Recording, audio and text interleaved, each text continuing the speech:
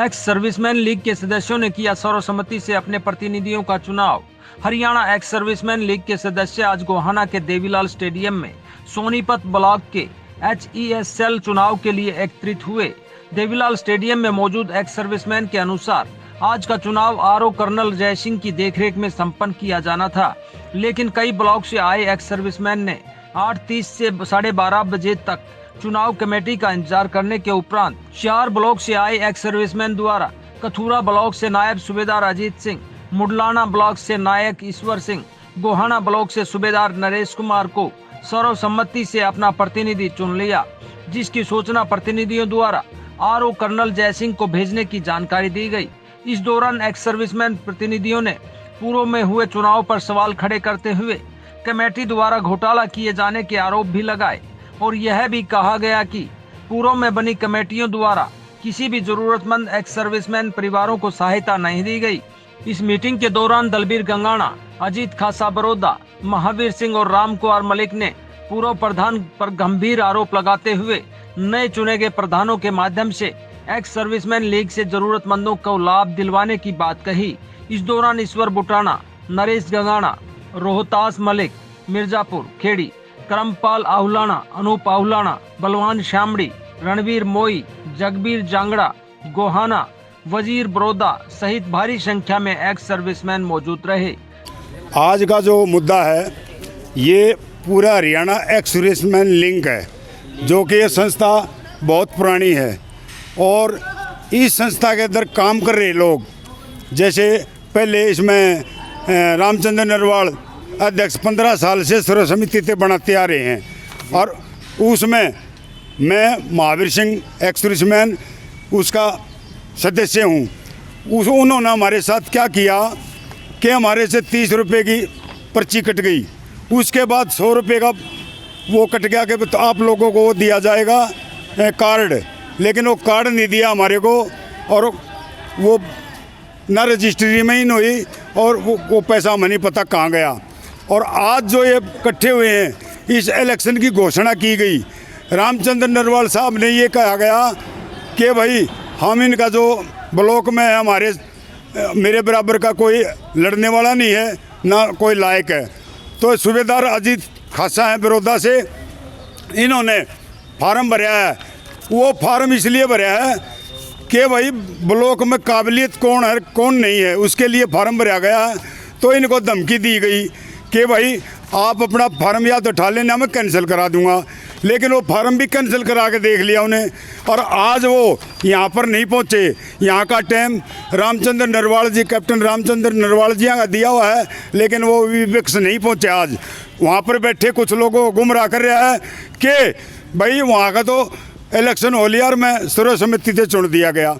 तो आज ये एक्स सर्विसमैन जितने हमारे सूबेदार मेजर लेडी कप्तान एक्स हवलदार जितने भी आज इकट्ठे हुए हैं, ये इसीलिए इकट्ठे हुए हैं कि आज इस समाज को न्याय में, ये एक सैनिक समाज है जी, इस समाज को भी न्याय चाहिए।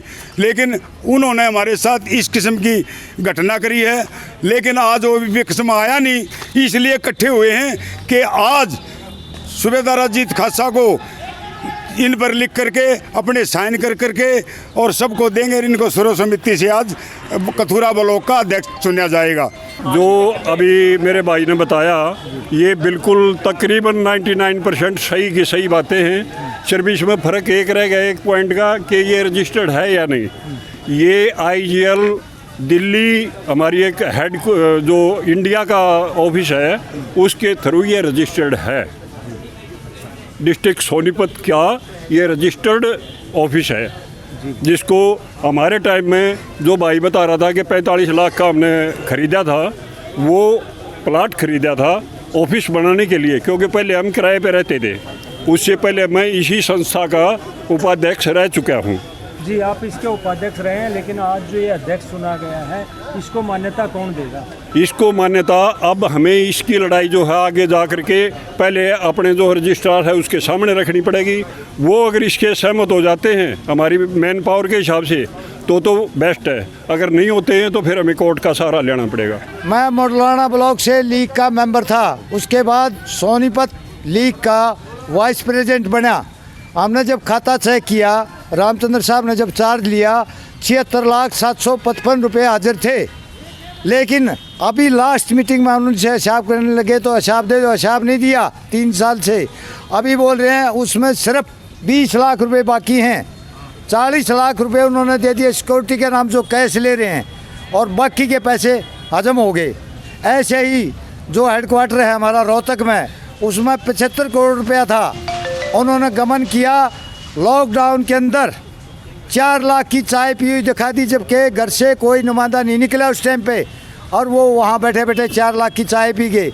एक गाड़ी ली जिसकी कीमत टोटल 11 लाख रुपए थे, 6 लाख रुपए उसके रिपेयरिंग पे दिखा दिए।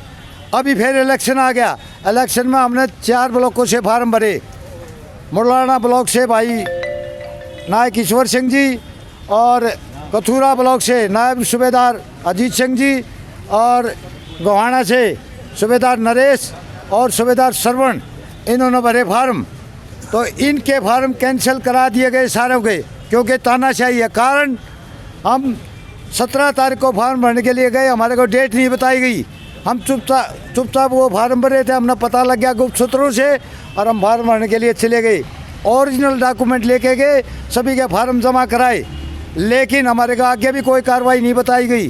3 दिन के बाद वो बोलते हैं ठीक 12 बजे के बाद मैसेज आता है, भाई अपने ओरिजिनल डॉक्यूमेंट लेके आ जाओ। भाई ईश्वर सिंह जी का जो भाई था उसका हार्ट अटैक हो गया, ब्रेन हेमरेज हो गया, नस फट गई, ये PGI में चला गया, और कागज़ ये हाजिर नहीं होने पाया। उन्होंने फार्म ये इसके ऊपर एक्शन लिया, इसका फार्म कैंसिल कर दिया। हमने इसकी रिपोर्ट जो हमारे इलेक्शन के अधिकारी हैं कर्नल जय सिंह और कर्नल अजमेर सिंह सांगवान, उनको किया, रोहतक रजिस्ट्रार को कॉपी किया, और कोर्ट के अंदर रिट डाला गया। हमारे प्रति फैसला आया, आपके कोई फार्म कैंसिल नहीं होंगे, इन तानाशाही से मत डरना, आपका इलेक्शन होगा। हमारे को रिटर्न में 12:34 पे मैसेज आया कि आप इलेक्शन लड़ोगे, लेकिन इस चमचागिरी की वजह से वो बंदे जो जिसने इलेक्शन की इसकी जवाबदारी थी सोनीपत के प्रधान श्री रामचंद्र की, वो यहाँ नहीं पहुँचा, क्योंकि सारा मटेरियल उसके कमरे में रखा, उसने लॉक करके रख दिया, और वो अपनी अभी वो बचाने के लिए, अपनी प्रधानी बचाने के लिए चमचागिरी करते घूम रहा है। अभी किसके पास जाएगा? ये हमारे भाई बैठे हैं, बुजुर्ग हैं, हमारे साथी हैं, इन्होंने निर्णय लिया अगर अपनी मर्जी से कोई प्रधान नहीं बनेगा, पब्लिक चुनेगी। दूसरा एक पॉइंट हो रहा साहब, हमारा सोनीपत की कमेटी में जो पूरे डिस्ट्रिक्ट की कमेटी थे, प्रधान गंवाने का, उप प्रधान गंवाने का, सारी कमेटी ने 21 के 21 मेंबर ने साइन किए।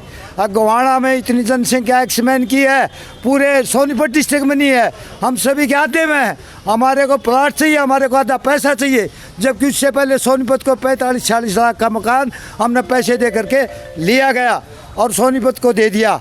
अभी हमारा नंबर आया, कमेटी ने पास कर दिया, प्रस्ताव पास कर दिया, हमने रोहतक भेज दिया हेडक्वार्टर में। लेकिन रामचंद्र की इसी मीटिंग में, जो हमारी इसी मीटिंग हुई रोहतक में, रामचंद्र ने पेज नंबर 4 पे पैरा नंबर 7 में लिख के दे दिया, हमारे को होने की ज़रूरत ही नहीं है। अभी वो आदमी उनकी चमचागिरी करके अपने घर बैठा प्रधान बन जाता है। अब ये बताओ हम कहाँ जाए? ये बातें लेकर के हम अपने भाइयों के पास गए, अपने गांव में गए, इनको बताया, इन्होंने निर्णय लिया भैया से ये नहीं चलेगा आगे जी। अब आपने निर्णय ले लिया कि हमने निर्णय सब भाइयों के सहयोग से लिया। नायब सूबेदार अजीत जो कथूरा ब्लॉक से हैं, हम तो उसका प्रधान बना दिया अपनी तरफ से। ये पब्लिक अथॉरिटी है जी, वो उनकी अथॉरिटी है, ये हमारी भाइयों की अथॉरिटी है। हमने अपनी अथॉरिटी से नायब सूबेदार को प्रधान चुन दिया और भाई ईश्वर को मुरलाना ब्लॉक से बना दिया जी। क्या मान्यता मिलेगी इनको? इनको मान्यता ये है, सेंट्रल गवर्नमेंट हमारे को, इनको ये पहले तो मुरलाना ब्लॉक का प्रतिनिधित्व ईश्वर सिंह जी करेंगे और कथूरा ब्लॉक का वो करेंगे, और गोहाना से ये सूबेदार नरेश ये गोहाना ब्लॉक से करेंगे। पहली बात तो ये है कि मैं जो इस संस्था का अध्यक्ष चुना हूँ, 15 साल से जो यहाँ सर्व समिति चुना जा रहा था, तो 15 गांव आते हैं एक ब्लॉक में, किसी गांव ने ये नहीं पता कि मतलब एक्स सर्विसमैन लीग का चुनाव क्या चीज़ है, क्योंकि कभी चुनाव नहीं होने दिया। 5-7 आदमी इकट्ठे करके 8वां का अपना अध्यक्ष चुन दिया कर दे, सर्व समिति दिखा दिया दे। अब मैंने तो ये भी पूरे गांव में जाकर सभी गांव वालों को बताया है, और मैंने ये भी कहा है भाई 15 गांव हैं, 15 गांव ब्लॉक के किसी भी आदमी को जो कर उसको सर्व समिति से चुनते थे किसी को चुन दो, मेरे को कोई एतराज़ नहीं, मैं अपना फार्म उठा लूँगा। लेकिन मैंने इस बात के ऊपर फार्म भरा है, उसने जब ये कहा है अगर ब्लॉक में इस लायक और कोई है नहीं। जी, आपको धमकी मिलने की बात कही जा रही है। धमकी ये मिली थी अगर आपका फार्म कैंसिल कराया जाएगा, और मेरा फार्म उसने कैंसिल कराया है लेकिन कैंसिल नहीं हुआ। और मेरे को 16 तारीख ने फार्म भरा था, मैंने 17 तारीख ने फार्म भरा। 19 तारीख ने मेरे पास फ़ोन आया 1 बजे, बोले आप अपने ओरिजिनल डॉक्यूमेंट और पर्सनल हाजिरी लगाइए सोनपत जाके। और मैं 1 बजे सोनपत से 85 किलोमीटर दूर जा रहा था। जगत महान न्यूज के लिए गोहाना से तेजवीर सिंह की रिपोर्ट। मैं तीर्थ राणा, भाजपा जिला अध्यक्ष सोनीपत, सभी प्रदेशवासियों को दीपावली की, भैया दूज की और धनतेरस की बहुत बहुत शुभकामनाएं और बधाइयाँ देता हूँ। और परमपिता परमात्मा से, माता रानी से प्रार्थना करते हैं कि आप सभी पे कृपया बनी रहे, आपका परिवार खुशहाल रहे, आपका जीवन धन्य हो, आपका परिवार स्वस्थ रहे। जय हिंद, जय भारत। मेरी तरफ से सभी देशवासियों को, प्रदेशवासियों को और गोहाना वासियों को दीपावली की, धनतेरस की शुभकामनाएं देता हूं। और सभी से निवेदन करता हूं कि प्यार से रहें, अच्छे रहें, स्वस्थ रहें और आपको लिए दिवाली खुशियां लेकर आए, मेरी यही तमन्ना है। मैं अजीत सिंह अंतल, पूर्व प्रत्याशी जजपा परिवार की तरफ से और अपनी तरफ से सभी प्रदेशवासियों को ग्रीन दिवाली की हार्दिक शुभकामनाएं देता हूं और प्रभु से प्रार्थना करता हूं कि ये दिवाली सबके लिए मंगलमय और खुशी लेकर आए। नमस्कार सोनीपत नगर निगम निवासियों को, आप सबको धनतेरस की, दीपावली की, गोवर्धन पूजा की, भैया दूज की बहुत बहुत हार्दिक शुभकामनाएं। ईश्वर से प्रार्थना करता हूँ ये दीपावली आपकी ज़िंदगी में बहुत सारी खुशियाँ लेकर आएँ। और आपसे निवेदन करता हूँ इस दीपावली पे बहुत सारे दिए और मोमबत्ती जलाकर अपनी दिवाली सुरक्षित अपने अपने घरों में मनाएं। आप सबको दोबारा से दीपावली की बहुत बहुत हार्दिक शुभकामनाएं। जय हिंद, जय भारत।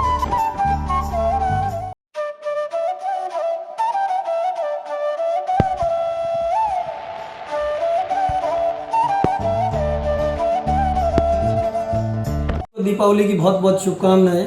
एक छोटा सा संदेश है, दिया बाती और तेल है सब, ये भाईचारे का मेल है सब। धर्म अधर्म सब भाषण है, ये नौटंकी जैसा खेल है सब। देख मिठाइयाँ हंस रही, पैसों का गुलेल है सब। खेल खिलौने खील बतासे, धूप बत्ती फुलेल है सब।